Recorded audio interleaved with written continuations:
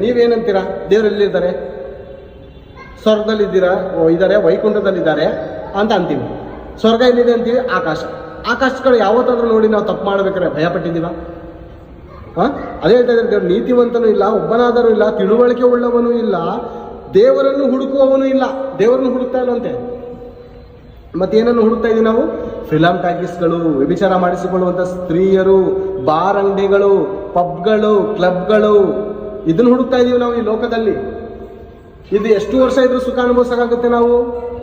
ಈ ದೇಹಕ್ಕೆ ಸುಖ ಎಷ್ಟು ವರ್ಷ ಅನುಭವಿಸೋಕ್ಕಾಗುತ್ತೆ ಪ್ರೇರೆ? ಎಷ್ಟು ವರ್ಷ?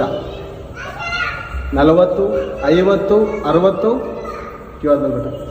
40, 50, 60, ಬಲ ಹೆಚ್ಚಿದರೆ 80.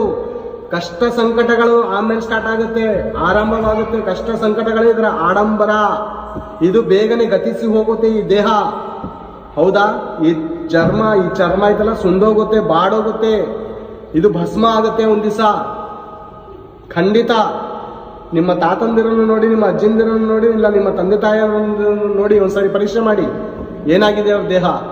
ಸುಂಡೋಗಿದ್ಯಾ, ಬಾಡೋಗಿದ್ಯಾ?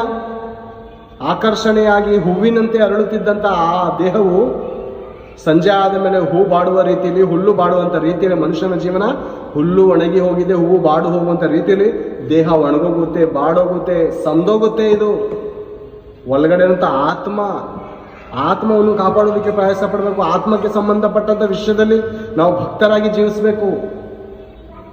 ಓಕೆನಾ?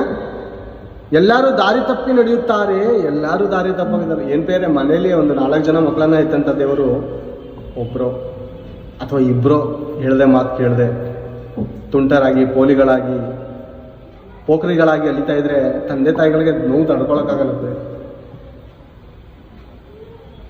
ವೇದನೆ ಆತನಿಗೆ ಯಾರ ಹತ್ರ ಹೇಳ್ಕೊಳ್ಳೋದು ಕಷ್ಟ. ಮರ್ಯಾದೆ ಹೋಗುತ್ತೆ ಒಂದ್ ಕಡೆ. ನನ್ನ ಮಕ್ಕಳು ಇಂಥ ಲಫಂಗಗಳು ಹುಟ್ಟಿದ್ದಾರೆ ಅಂತಂದ್ರೆ ನೋವಾಗುತ್ತೆ. ತಂದೆ ತಾಯಿಗೆ ಮರ್ಯಾದೆ ಹೋಗುತ್ತೆ. ತಿರ್ಗಾ ಹೇಳ್ತಾರೆ ತಂದೆ ತಾಯಿಗೆ, ಯಾರಾದ್ರೂ ಹೋಗಿ ಹೇಳಿದ್ರೆ ಎಂಥ ಮಕ್ಕಳನ್ನ ಇರ್ತಿದೆಯಪ್ಪ. ಇದು ಜನರ ಹತ್ರ ಊಸ್ಕೊಳ್ಳೋದಲ್ದೆ ಇವರಾಗ ಹೋಗಿ ಹೇಳುವಾಗ ಇನ್ನೊಬ್ರ ಹತ್ರ ಗೌರವ ಇರುತ್ತೆ ತಂದೆ ತಾಯಿಗಳಿಗೆ. ಆ ಮಕ್ಳಿಗಾದ್ರೂ ಗೌರವ ಇರ್ತದ? ನಿಮ್ಮ ತಂದೆ ತಾಯಿಯ ಬಂದು ಕಷ್ಟ ಹೇಳ್ಕೊತಾರೆ, ನೀವೆಂಥವ್ರು ಅಂತ ಹೋಗ್ರು ಅಂತ ಅಂತಾರೆ ಮಕ್ಳುಗಳಿಗೆ ಅಲ್ವಾ? ತಂದೆ ತಾಯಿ ತನ್ನ ಗೌರವನು ಕಳ್ಕೊಳಕ್ಕೆ ಅವ್ರು ಇಷ್ಟಪಡ್ತಾ ಇಲ್ಲ, ಮಕ್ಳುಗಳ ಗೌರವನು ಕಳ್ಕೊಳಕ್ಕೆ ಇಷ್ಟಪಡ್ತಾ ಇಲ್ಲ. ತಪ್ಪು ಮಾಡುವಾಗ ತಪ್ಪನ್ನು ಕ್ಷಮಿಸಿ ಹೊಟ್ಟೆಗೆ ಹಾಕೊಂಡು ಹೊಟ್ಟೆಯಲ್ಲಿ ಬೆಂಕಿ ಉರಿತಾ ಇರ್ತದೆ ಅವ್ರಿಗೆ.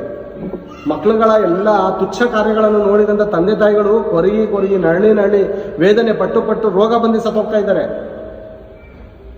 ಎಂಥ ಮಗನ ಎತ್ಬಿಟ್ಟಪ್ಪ, ಎಂಥ ಮಗಳನ್ನ ಎತ್ಬಿಟ್ಲಪ್ಪ. ನನ್ನ ಮಾತೆ ಕೇಳ್ತಾಳ ಇವಳು.